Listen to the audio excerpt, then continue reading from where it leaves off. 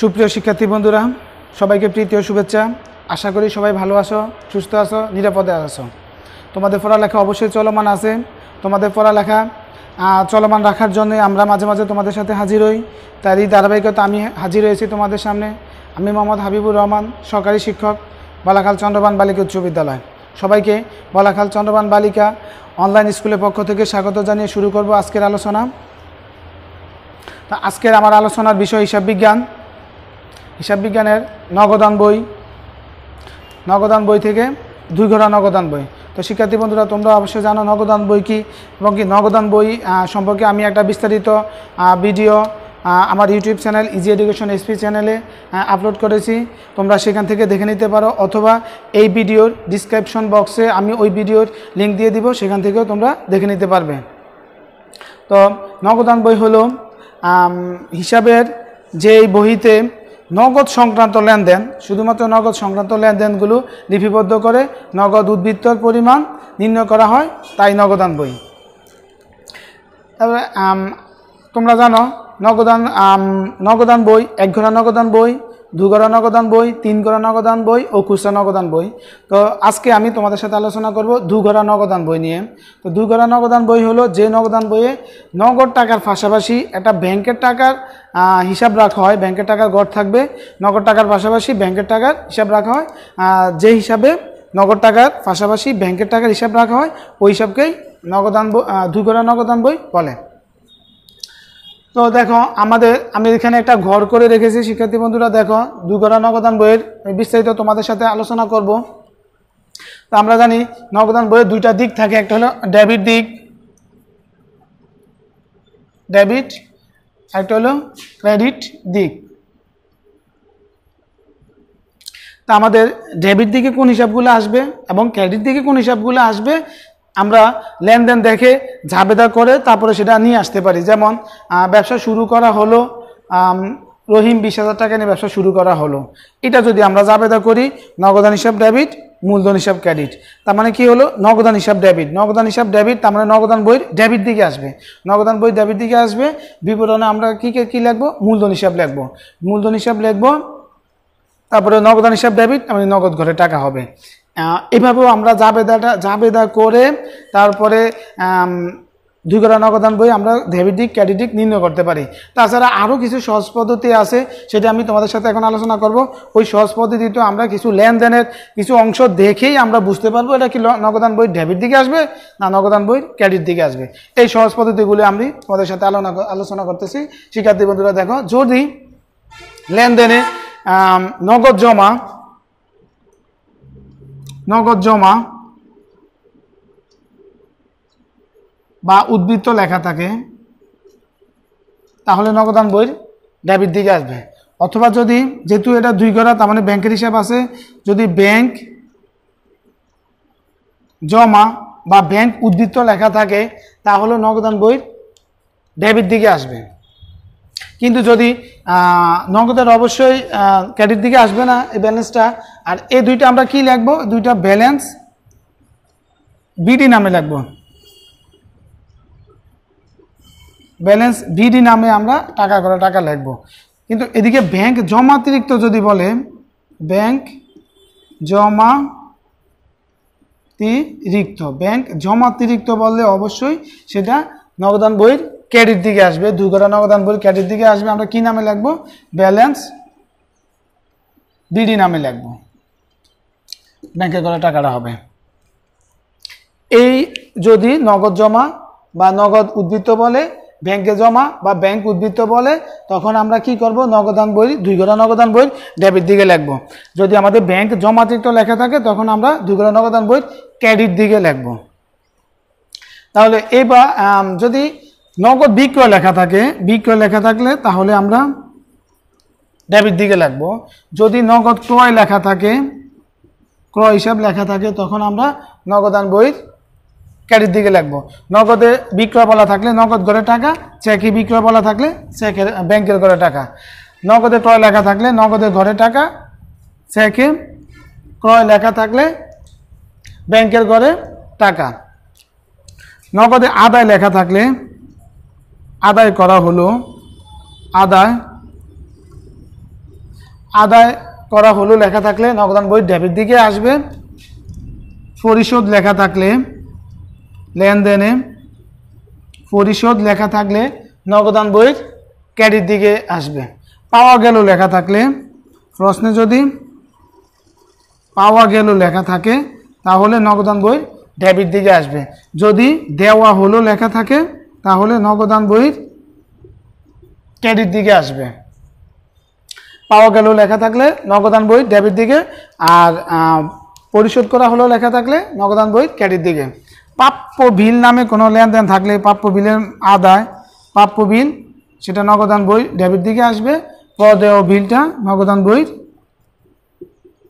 প্রদেয় বিল নগদান বই ক্রেডিট দিকে আসবে। যদি কোনো কিছু প্রাপ্ত লেখা থাকে, প্রাপ্ত বা পাওয়া গেল প্রাপ্ত লেখা থাকে নগদান বই ডেবিট দিকে আসবে। প্রদত্ত লেখা থাকলে নগদান বই ক্রেডিট দিকে আসবে। তারপরে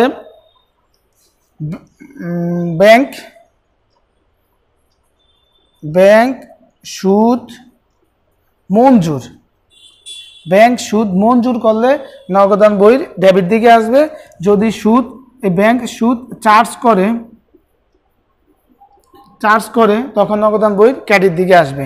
যদি আমাদের কোনো নগদ উত্তোলন লেখা থাকে, উত্তোলন নগদান বইয়ের ক্রেডিট দিকে, উত্তোলন লেখা থাকলে নগদান বই ক্রেডিট দিকে আসবে।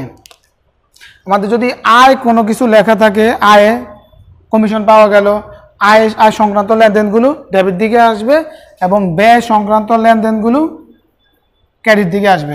তো শিক্ষার্থী বন্ধুরা দেখো, এই লেনদেনে যদি এরও লেখাগুলো লেখা থাকে তোমরা যদি পাও, সহজে আমাদের আর জাবেদা করার দরকার নেই, সহজে আমরা কি করব নগদান বই ডেবিট দিকে এবং ক্রেডিট দিকে নিতে পারবো। ব্যাংক সুদ মঞ্জুর করলে ডেবিট দিকে ব্যাংক চার্জ, ক্রেডিট দিকে আয়, যত আয়গুলা ডেবিট দিকে আসবে, ব্যয়গুলা ক্রেডিট দিকে আসবে এবং ব্যাংক উত্তোলন যদি হয় উত্তোলন ক্রেডিট দিকে আমরা নিয়ে আসবো। যারা যদি আমাদের ব্যাংকে কোনো চেক প্রত্যাখ্যান করে, চেক প্রত্যাখ্যানটাও আমরা ক্রেডিট দিকে নিয়ে আসবো।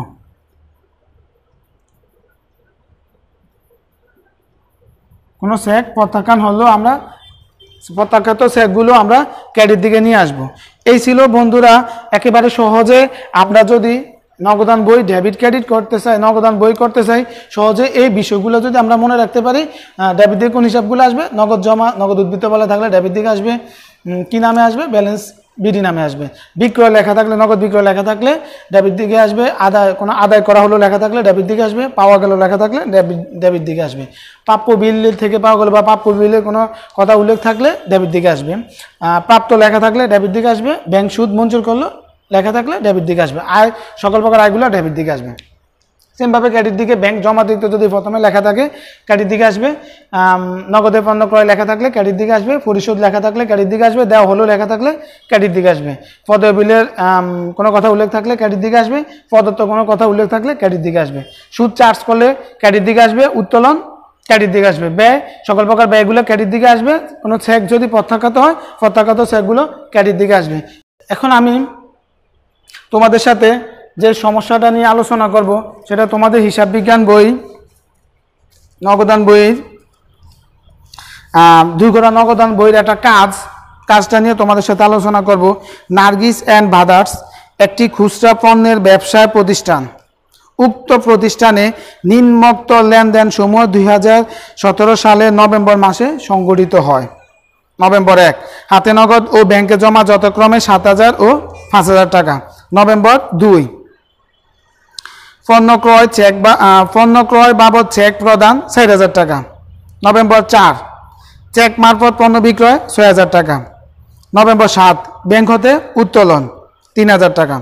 নভেম্বর 10, প্রাপ্য বিলের অর্থ ব্যাংক কর্তৃক আদায় 2,000 টাকা। নভেম্বর 13, সাইদের নিকট হতে পাওনা বাবদ চেক প্রাপ্তি 8,000 টাকা। নভেম্বর 20, আসবাবপত্র ক্রয় বাবদ নগদ 3,000 ও 2,000 টাকা চেক প্রদান। নভেম্বর 26, মালিক কর্তৃক উত্তোলন 1,500 টাকা। নভেম্বর 30, ব্যাংক সুদ মঞ্জুর করলো 500 টাকা।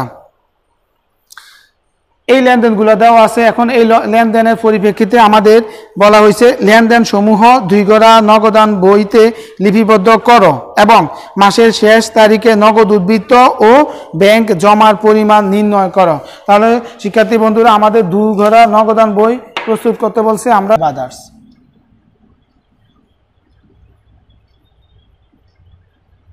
নার্গিস অ্যান্ড ব্রাদার্স,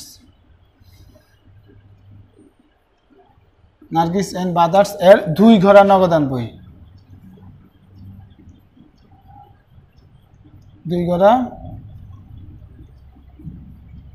নগদান, 2 গড়া নগদান বই। 2 গড়া বই এদিকে দেখো শিক্ষার্থী বন্ধু, এদিকে হবে তারিখ, তারপরে আমরা বিবরণ লিখতে পারি, প্রাপ্তিও লিখতে পারি। প্রাপ্তি লিখি আমরা সুবিধা হবে, প্রাপ্তি বা প্রাপ্তি সমূহ, ভাউচার নং, খতিয়ান পৃষ্ঠা। আমরা 2 গড়া নগদান বই টাকার ঘর 2টা, একটা হলো নগদ টাকা,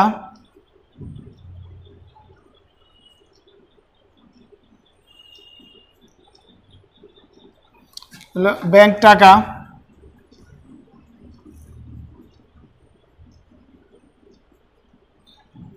ক্রেডিট দিকের তারিখ, প্রদান সমূহ বা শুধু প্রদান লেখলেও হবে শিক্ষার্থী বন্ধুরা। আর ভাউচার নং, খতিয়ান পৃষ্ঠা, নগদ টাকা, ব্যাংক টাকা।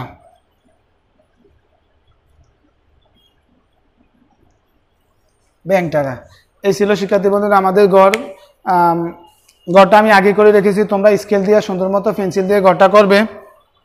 তো প্রথম লেনদেনটা দেখো, প্রথম লেনদেন ছিল নভেম্বর 1, তা আমরা লিখি নভেম্বর 1, 2 দিকে হবে 2017 সালের, আমরা 2 দিকে লিখি 2017 নভেম্বর 1 দিকে আমরা লিখে রাখি নভেম্বর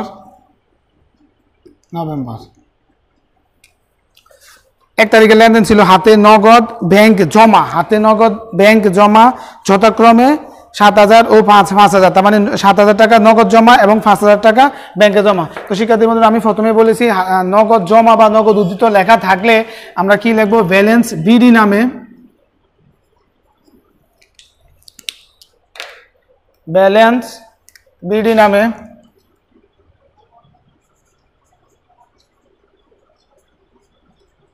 ব্যালেন্স বিডি নামে আমরা লিখবো। ব্যালেন্স বিডি নামে লিখে আমরা কোন দিকে লিখবো, টাকা নগদের টাকার পরিমাণ ছিল 7,000 এবং ব্যাংকের টাকার পরিমাণ ছিল 5,000। তো নগদের ঘরে লিখবো আমরা 7,000 আর ব্যাংকের ঘরে লিখবো 5,000। তারপর আসো 2 তারিখের লেনদেন শিক্ষার্থী বন্ধুরা দেখো, তারপরটা নভেম্বর 2 তারিখ পণ্য ক্রয় বাবদ চেক প্রদান। আমরা জানি কোনো প্রদান লেখা থাকলে আমরা কি করব, ক্রেডিট দিকে যাব। কোনো প্রদান লেখা থাকলে আমরা লিখবো ক্রেডিট দিকে, ক্রেডিট দিকে আমরা লিখবো তারিখটা 2 তারিখ, নভেম্বরের 2 তারিখ। তা আমরা পণ্য ক্রয় বাবদ তাহলে লিখবো ক্রয় হিসাব, ক্রয় হিসাব লিখে আমাদের দেখো শিক্ষার্থী বন্ধুরা লেখা আছে পণ্য ক্রয় বাবদ চেক প্রদান 4,000 টাকা। চেক প্রদান, চেকের কোনো কথা আসলেই আমাদের এখানে ব্যাংকের করা হবে 4,000 টাকা। পণ্য ক্রয় বাবদ চেক প্রদান 4,000 টাকা। তারপরে লেনদেনটা শিক্ষার্থী বন্ধুরা দেখো, তারপরে নভেম্বরের 4 তারিখে লেখা আছে চেক মারফত পণ্য বিক্রয় 6,000 টাকা। চেক মারফত পণ্য বিক্রয় 6,000 টাকা। আমরা শিক্ষার্থী বন্ধুরা বলেছিলাম বিক্রয়গুলা এদিকে আসবে 7 তারিখ বিক্রয় হিসাব,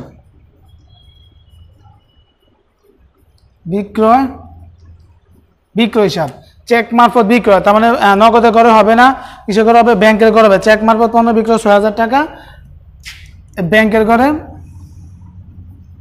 6,000 টাকা। এই ছিল শিক্ষার্থী বন্ধুরা, আমরা বলছিলাম বিক্রয়গুলা নগদ বিক্রয়গুলা ডেবিট দিকে আসবে, ক্রয়গুলা ক্রেডিট দিকে আসবে। আমরা সহজেই এভাবে ডেবিট ক্রেডিট ছাড়াও আমরা করতে পারি। আর যদি আমরা ডেবিট ক্রেডিট করি, তাহলে যদি আমরা বিক্রয় চেক মারফত বিক্রয় করা হলো, এটা আমরা জাবেদা করি, তাহলে কি হবে, ব্যাংক হিসাব ডেবিট, বিক্রয় হিসাব ক্রেডিট। তাহলে ব্যাংক হিসাব ডেবিট দিকে, বিক্রয় হিসাব ক্রেডিট ছিল, বিক্রয় হিসাব নামে আমাদের ব্যাংকে করা টাকা। ওইভাবে একটু কঠিন হয়ে যেতে পারে শিক্ষার্থী বন্ধুরা, আমি সহজে যেভাবে বলি এভাবে করলে তোমাদের জন্য সহজ হবে। নগদ বিক্রয় লেখা আছে, বিক্রয় লেখা থাকলে আমরা ডেবিট দিকে লিখে দিব। চেকের কথা আসলে ব্যাংকে করে, নগদের কথা আসলে নগদে করে। তারপর আসলে 7 তারিখ ব্যাংক হতে উত্তোলন 3000 টাকা। শিক্ষার্থী বন্ধুরা, আমাদের 2 ঘরা এবং 3 ঘরাতে যে কঠিন থাকে, সেই 2 ঘরা কঠিন হলো একটা কন্টা এন্ট্রি আছে, বিপরীত দাখিলা। কন্টা এন্ট্রি কি এবং কন্টা এন্ট্রি নিয়ে বিস্তারিত আমি পূর্বে একটা ভিডিওতে দেখিয়েছি। তোমরা যারা দেখেছো তো ভালো, আর যারা দেখোনি এই ভিডিও ডিসক্রিপশন বক্সে অবশ্যই আমি লিঙ্কটা দিয়ে দিব, সেখান থেকে তোমরা দেখে নিতে পারো। কন্টা এন্ট্রি সম্পর্কে আমি বিস্তারিত সুন্দর মতো ভালো মতো বুঝিয়ে দিয়েছি ঘর করে।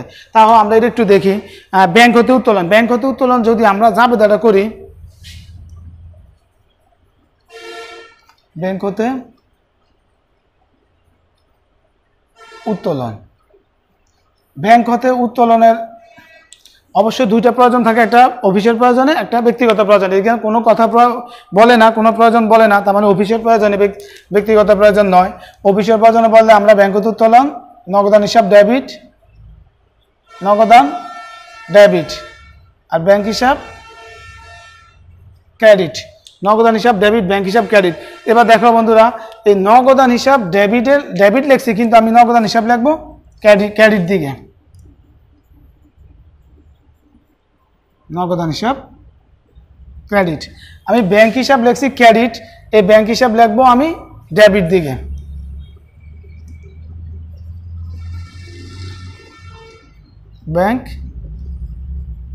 ব্যাংক হিসাব। তাহলে কত টাকা উত্তোলন ছিল? ব্যাংক হতে উত্তোলন 3000 টাকা। 3000 টাকা। এবার শিক্ষার্থী বন্ধুরা দেখো, আমি ব্যাংক লিখে নগদের ঘরে লিখবো 3000 টাকা। ব্যাংক হিসাব নগদের ঘরে 3000 টাকা লাগবো। নগদান হিসাব লিখে আমি ব্যাংকের ঘরে লাগবো 3000 টাকা। এইটা ছিল 7 তারিখের লেনদেন। আমরা লিখে দিব 7 তারিখ। এটা যেই লেনদেন ডেবিট এবং ক্রেডিট উভয় দিকে লেখা হয়, সেটা কন্টা এন্ট্রি। আমরা এদিকে সামনে সি লিখে দিব, সি, এটা আমাদের কন্টা এন্ট্রি।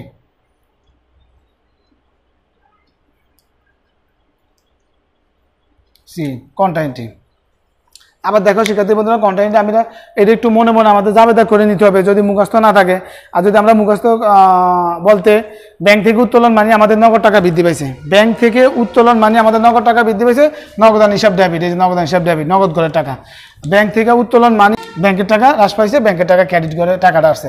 তো ব্যাংক ক্রেডিট লিখলে নগদান হিসাব, নগদ লিখলে ব্যাংক হিসাব, অথবা জাবেদা করে আমি প্রথম যেভাবে দেখাইছি এভাবে করতে পারবা। নগদান হিসাব ডেবিট হয়েছে, নগদান হিসাব আমরা ক্রেডিট দিকে লিখবো। আর ব্যাংক হিসাব ডেবিট হয়েছে, ব্যাংক হিসাব ক্রেডিট হয়েছে, ব্যাংক হিসাব আমরা ডেবিট দিকে লিখবো। এইভাবে করতে পারো শিক্ষার্থী বন্ধুরা। কন্টা এন্ট্রিটা খুব সহজে আমি তোমাদের দেখিয়েছি। নভেম্বর 10 তারিখে প্রাপ্য বিলের অর্থ ব্যাংক কর্তৃক আদায় 2000 টাকা। প্রাপ্য বিলের অর্থ ব্যাংক কর্তৃক আদায়। শিক্ষার্থী বন্ধুরা, আমি বলেছি প্রাপ্য বিল লেখা থাকলে আমাদের ডেবিট দিকে আসবে, অথবা আদায় লেখা থাকলেও ডেবিট দিকে আসবে, দুইটাই লেখা আছে। তাহলে আমরা কি করবো, এটা 10 তারিখ, নভেম্বরের 10 তারিখ প্রাপ্য বিল লেখা আছে, ওইটা দেখো আমরা ডেবিট দিকে আনতে পারি, এবং আদায় লেখা আছে তাও আমরা লেখা দেখে ডেবিট দিকে আনতে পারি। প্রাপ্য বিলের টাকা আদায়, ব্যাংক কর্তৃক আদায় 2000 টাকা। ব্যাংক কর্তৃক আদায় করলে অবশ্যই আমাদের ব্যাংকের ঘরে 2000 টাকা। এই ছিল শিক্ষার্থী বন্ধুরা 10 তারিখের লেনদেন। তারপর আসি 13 তারিখ, নভেম্বরের 13, সাইদের নিকট হতে পাওনা বাবদ চেক প্রাপ্তি 8000 টাকা। সাইদের নিকট হতে পাওনা বাবদ চেক প্রাপ্তি 8000 টাকা। তাও প্রাপ্তি লেখা থাকলে আমরা জানি ডেবিট দিকে আসবে। তো ডেবিট দিকে আমরা প্রথমে কি লিখবো, তারিখ লিখবো। কত তারিখ? 13 তারিখ। আমরা প্রথমে লিখবো 13 তারিখ। কার নিকট থেকে পাইছি? সাইদ হিসাব, সাইদের নিকট থেকে আমরা কত টাকা পাইলাম? সাইদের নিকট থেকে পাওনা বাবদ চেক প্রাপ্তি 8000 টাকা। চেকে পাইছি, তাহলে ব্যাংকের ঘরে আমাদের 8000 টাকা।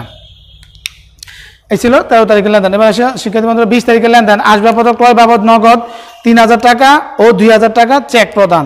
আর ক্রয় কথা বলা থাকলে আমরা কি করব, ক্রেডিট দিকে আসবো। তো ক্রেডিট দিকে আমরা এসে প্রথমে কি লিখবো, তারিখটা লিখবো। তারপরে আসবাবপত্র ক্রয়, আসবাবপত্র হিসাব, আসবাবপত্র হিসাব, আসবাবপত্র হিসাব দেখে কত টাকা কিভাবে বলা আছে দেখো শিক্ষার্থী বন্ধুরা। নগদ 3000 ও 2000 টাকা চেক। নগদে 3000 টাকা প্রদান করলাম, নগদের ঘরে আমাদের 3000 টাকা, আর চেকে প্রদান করলাম 2000 টাকা, চেকের ঘরে 2000 টাকা। এই ছিল 20 তারিখের লেনদেন। তারপর আসি আমরা 26 তারিখ, মালিক কর্তৃক উত্তোলন। মালিক কর্তৃক উত্তোলন বলতে আমাদের এখানে ব্যাংক থেকে উত্তোলন না, ব্যবসা থেকে মালিক ব্যক্তিগত পর্যায়ে উত্তোলন করে নিয়ে গেছে। আমরা জানি উত্তোলন হিসাবগুলো আমাদের কোন দিকে যায়, ক্রেডিট দিকে। তো ক্রেডিট দিকে আমরা গিয়ে প্রথমে কি লিখবো, তারিখ লিখবো 26 তারিখ, মালিক কর্তৃক উত্তোলন, উত্তোলন হিসাব,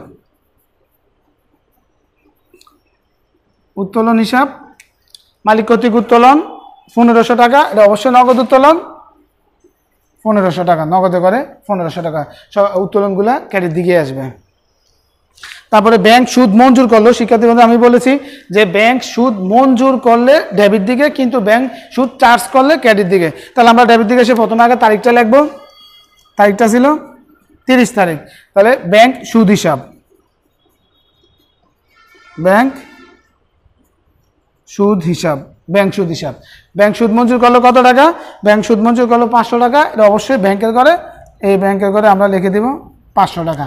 এই ছিল শিক্ষার্থী বন্ধুরা আমার সকল লেনদেনগুলো। এইবার আমরা কি করব, সেটা থেকে নগদ উদ্বৃত্ত এবং ব্যাংক জমার পরিমাণ বাড়ি করব। নগদ উদ্বৃত্ত বাড়ি করার জন্য আমাদের শিক্ষার্থী বন্ধুরা আমরা জানি নগদে অবশ্যই ডেবিট দিক বেশি হবে। আবার বলি শিক্ষার্থী বন্ধুরা, নগদে অবশ্যই ডেবিট দিক বেশি হবে, কিন্তু ব্যাংকের ডেবিট ক্রেডিট দুইটাই বেশি কম হতে পারে। তা আমরা কি করব, একটু এক লাইন লেখা হতে পারে এইভাবে আমরা একটু নিচে কি করব, টান দিব। এই সোজাই আবার ক্রেডিট দিকে আমরা টান দিব, শুধু টাকার ঘর, এই সোজাই আমরা টাকার ঘরটা টান দিব। তারপর আমরা কি করব, নগদের ডেবিট দিকে নগদ সবগুলো যোগ করব। ডেবিট দিকে সবগুলো নগদ যোগ করলে হয় 10,000 টাকা। তা আমরা লিখবো এদিকে 10,000 টাকা। এই টাকাটা ক্লোজ করে দিব। এই 10,000 টাকায় আমরা কি করব, ক্রেডিট দিকে লিখবো 10,000 টাকা। এইবার আমরা 10,000 টাকা থেকে আমরা এদিকে 10,000 টাকা কিছু পরিমাণ টাকা কম আছে, ক্রেডিট দিকে কিছু টাকা কম আছে। কত কম আছে, ওই কমটাই আমাদের ব্যালেন্স। এই ব্যালেন্সের নাম 26 নভেম্বর 30। তাহলে এই ব্যালেন্স সিডি বাইর করতে হবে। এই সিডিটা হবে এই মাসের চলমান মাসের লাস্ট তারিখ, চলমান মাসের লাস্ট তারিখ। তাহলে এইটার নাম হবে ব্যালেন্স সিডি। ব্যালেন্স সিডি আমরা বাইর করবো 10,000 টাকা থেকে 60,500 বাদ দিব আমরা। এই 10,000 টাকা থেকে 60,500 টাকা বাদ দিব, 5,500। তাহলে আমাদের 5,500 টাকা ব্যালেন্স সিডি, নগদ টাকার ব্যালেন্স সিডি 5,500 টাকা। তোমরা শিক্ষার্থী বন্ধুরা ক্যালকুলেটর সুন্দর মতো বাইর করবে। প্রথমে লিখবে 10,000 টাকা, তারপরে বিয়োগ চিহ্ন দিয়ে লিখবে 3,000 টাকা, আবার বিয়োগ চিহ্ন দিয়ে লিখবে 1,500 টাকা, পরে সমান সমান চিহ্ন দিলেই 5,500 টাকা চলে আসবে। তারপরে আমরা কি করব, তারপরে আমরা ব্যাংকে যাব, ব্যাংকের ঘরে যাব। ব্যাংকের ঘরে গিয়ে দেখবো যে আমাদের ডেবিট দিক বেশি না ক্রেডিট দিক বেশি। ক্রেডিট দিকে মাত্র 3,7,9,000, কিন্তু ডেবিট দিকে আমাদের যে 511,000 বেশি, ডেবিট দিক বেশি। তার মানে আমরা কি করব, আগে ডেবিট দিক যোগ করব। তো ডেবিট দিক আমরা যোগ করলে কত হয়, 511, 11 2 13, 13 আর 8 21, 21,500, 21,500 টাকা আমরা কি করব, এখানে ক্লোজ করে দিব। 21,500 টাকা। এই ক্রেডিট দিকেও আমরা লিখবো 21,500 টাকা। কিন্তু আমাদের শিক্ষার্থী বন্ধুরা এই জায়গায় কিছু টাকা কম আছে, কম টাকা তো আমরা বাইর করি। 21,500 টাকা তোমরা শিক্ষার্থী বন্ধুরা অবশ্যই ক্যালকুলেটারে বাইর করবা। 21,500 তা থেকে আমরা বিয়োগ করব 60,000, বিয়োগ করব 3,000, বিয়োগ করব 2,000। তার মানে 4 3 7 2 9, 9,000 টাকা বিয়োগ করব। 9,000 টাকা যদি আমরা বিয়োগ করি, 500 9 আছে 11 হইব 2 হইলে, হাতে আছে 1, তাহলে 1 12,500। মানে আমাদের কত, 12,500 টাকা আমাদের এখানে কম আছে। এটাই আমাদের ব্যালেন্স সিডি। এই সিডি রেখাটা আমাদের কি করতে হবে, পরবর্তী মাসে নিয়ে যেতে হবে। আমরা জানি এই পাশের সিডিগুলো এই পাশে চলে আসবে এবং এই পাশে যদি কোনো সিডি হইতো ওই পাশে চলে যেত। তো এটা পরবর্তী মাসে আমরা নভেম্বর তো শেষ, আমাদের ডিসেম্বরে ব্যবসা করতে হবে। ডিসেম্বরে আমাদের এই নগদ এবং ব্যাংকে জমা কত আছে সেটা বাইর করতে হবে। ডিসেম্বরের 1 তারিখে আছে আমাদের ব্যালেন্স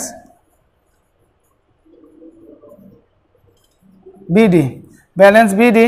এই নগদের টাকাটা নগদের নিচে আমরা লিখে দিব 5,500 এবং ব্যাংকের টাকাটা আমরা ব্যাংকে করে লিখে দিব 12,500। তাহলে আমাদের 5,500 এবং 12,500 টাকা। তারপরে আমরা কি করব, স্কেল এখানে সমান করে সোজা তোমরা পেন্সিল দিয়ে এইভাবে সোজাটা টান দিয়ে দিবে, তাহলে আমাদের অঙ্কর সমস্যাটা সমাধান হয়ে গেল। শিক্ষার্থী বন্ধুরা, আমি যেই সমস্যাটা নিয়ে তোমাদের সাথে আলোচনা করেছি সেটা আমাদের হিসাব বিজ্ঞান বইতে 2 করা নগদান বইয়ের একটা কাজ, নার্গিসান ব্রাদার্সের কাজটাতে আমি তোমাদের সহজভাবে বুঝিয়ে দেওয়ার চেষ্টা করেছি। আর একটু কঠিনভাবে হয়তো আমি জাবেদা করে আলাদাভাবে জাবেদা শিখিয়ে তোমাদের করতে পারতাম, সেটা আমাদের জন্য সমস্যাপেক্ষ এবং কঠিন হয়ে যেত। আমি খুব সহজেই তোমাদের সাথে একটু কি হিসাব দেখলে, কোন লেখাটা দেখলে আমরা ডেবিট দিকে আনবো, কোন লেখাটা দেখলেই আমরা ক্রেডিট দিকে নিয়ে আসবো, সহজে আমরা এইভাবে নিয়ে আসতে পারি। তো এই ছিল আমার আজকের আলোচনার বিষয়, হিসাব বিজ্ঞানের নগদান বই থেকে 2 করা নগদান। তো তোমরা বাসায় কি করতে পারো, বাসায় এই 2 করা নগদানে একটা অঙ্ক আছে উদাহরণ, তোমরা উদাহরণটা দেখতে পারো। চৌধুরী অ্যান্ড সন্স এই উদাহরণটা তোমরা একটু বাসায় দেখবা, প্র্যাকটিস করবা। যদি কোনো সমস্যা থাকে আমাকে অবশ্যই কমেন্টস বক্সে জানিয়ে দিবে বা আমার সাথে যোগাযোগ করার চেষ্টা করবে, কিংবা কোন এন্ট্রি তোমার সমস্যা হয় আমি অবশ্যই তোমাদের সাথে বুঝিয়ে দেওয়ার চেষ্টা করব। তারপরে তোমাদের এছাড়া আর কোনো অধ্যায় সমস্যা আছে কি না তাও আমার সাথে আলোচনা করার চেষ্টা করবে, যে আমি কোন অধ্যায় নিয়ে তোমাদের সাথে অনলাইনে তোমাদের সাথে আসব। তোমরা যে অধ্যায় বলবো আমি অনলাইনে তোমাদের সাথে ওই অধ্যায় নিয়ে আসব। ততক্ষণ পর্যন্ত সবাই ভালো থেকো, সুস্থ থেকো, আল্লাহ হাফেজ।